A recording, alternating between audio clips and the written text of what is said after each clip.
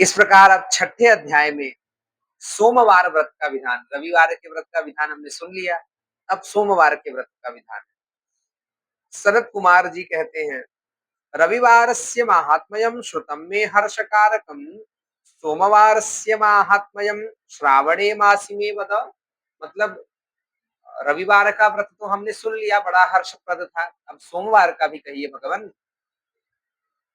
ईश्वर बोले, हे सनत कुमार, सूर्य मेरा नेत्र है, उसका माहात्म्य इतना श्रेष्ठ है, तो फिर उमा सहित सोम मेरे नाम वाले उस सोमवार का कहना ही क्या। मतलब वो कह रहे हैं, जब सूर्य क्या है, वो मेरे नेत्र हैं, तो समझ लो मेरे नेत्र के लिए जो मैंने रविवार का व्रत बताया वो इतना महान है, तो सोमवार तो मैं ही हूँ, भगवान अभी स्वयं आगे कहेंगे, तो इसका कितना महात्म्य होगा। का उसका जो महात्म्य मेरे लिए वर्णन के योग्य है, उसे मैं आपसे कहता हूँ। सोम चंद्रमा का नाम है और यह ब्राह्मणों का राजा है, यज्ञों का साधन भी सोम है।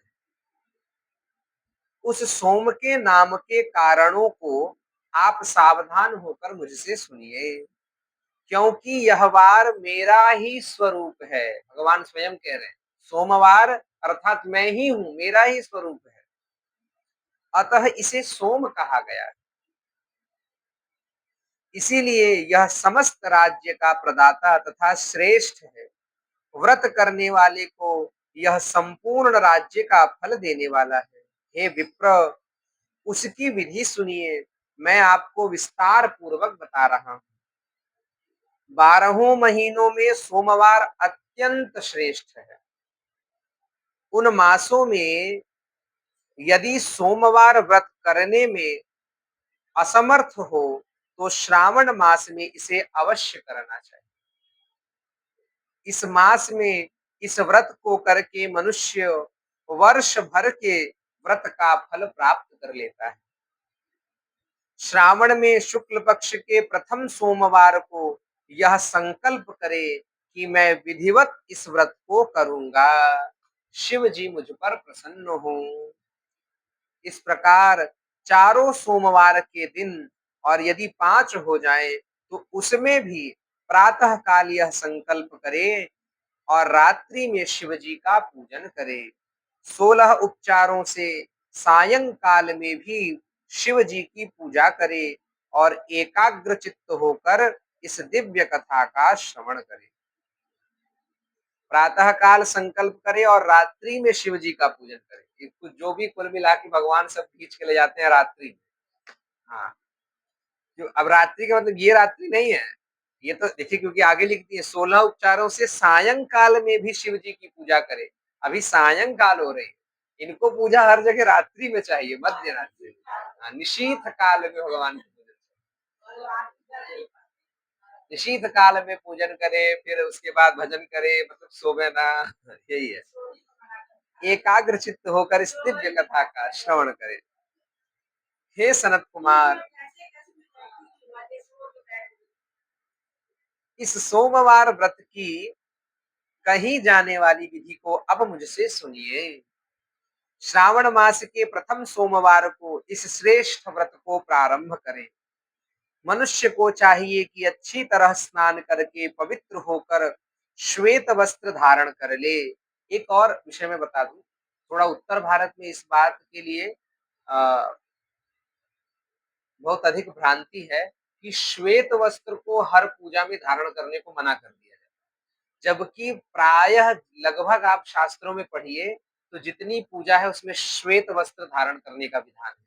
भगवान भी आज स्कंद पुराण में देखिए लिखा है कि सोमवार की पूजा में श्वेत वस्त्र धारण।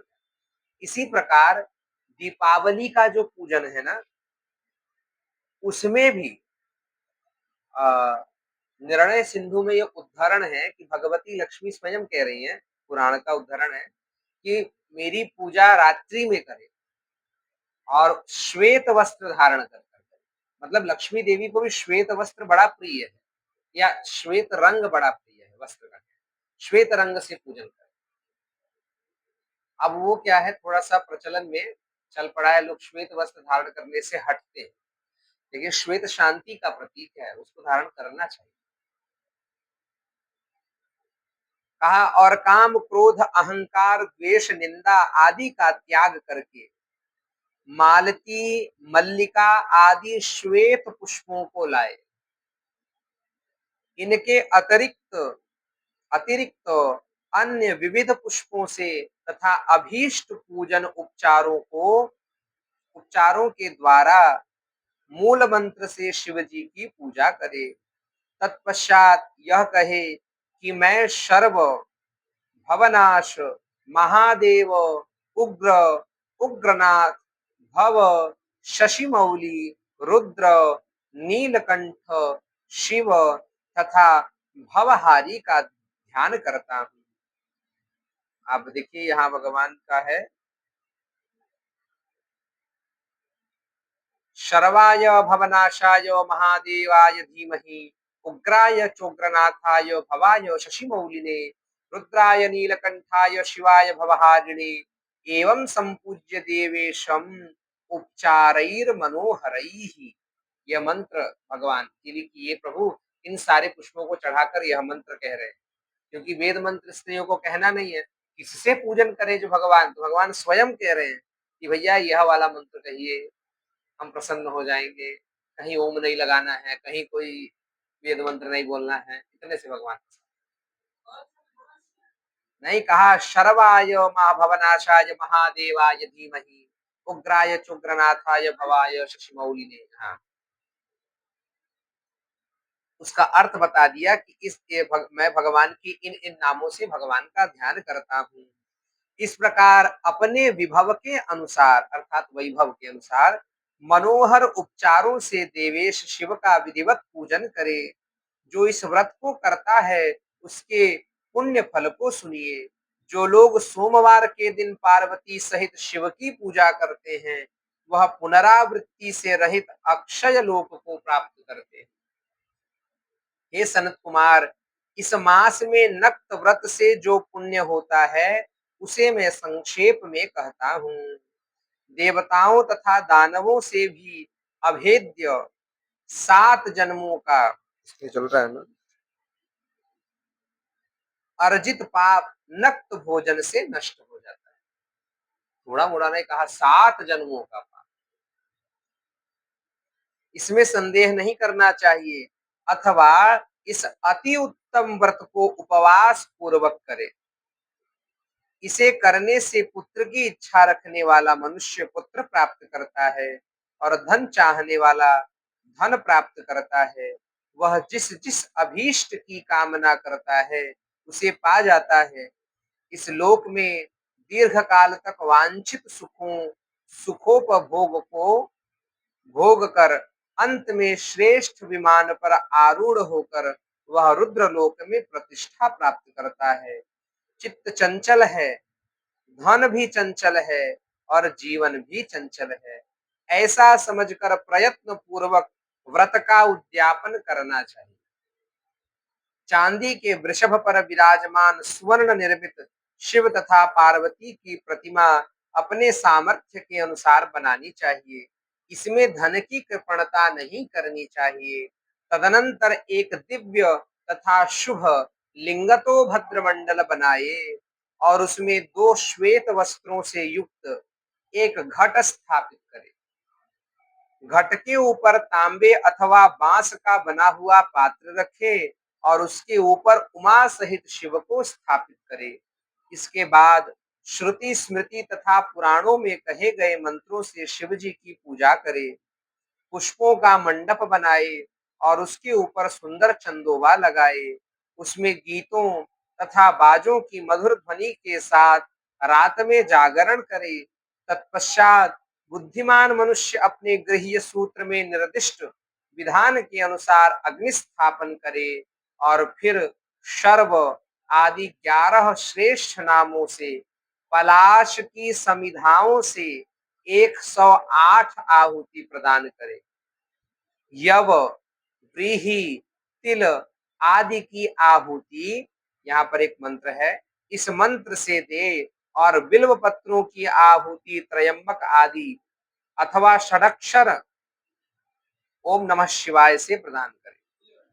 तत्पश्चात स्विष्टकृत होम करके पूर्णाहुति देकर आचार्य का पूजन करे और बाद में उन्हें गौ प्रदान करे।